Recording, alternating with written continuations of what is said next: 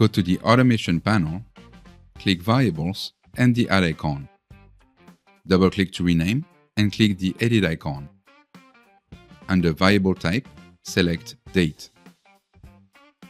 Click Prefix and enter a prefix. Here, ands and a space. Select a character style and go to Display Format. Click the text field to select a display format. You can also select a language if needed. Select your text, hover over the date variable, click the More Options icon and insert.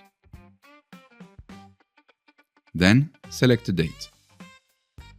Let's look at a couple more settings.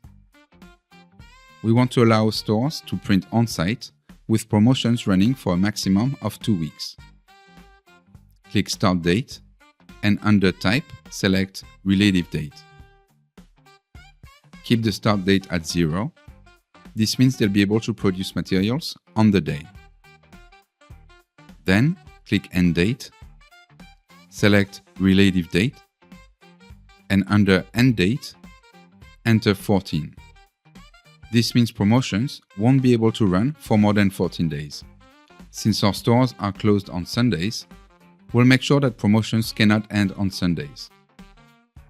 Go to Excluded Days and toggle Sunday. To test it, go to Run Mode. You can now select an end date for today, the next 14 days, and are unable to select a Sunday.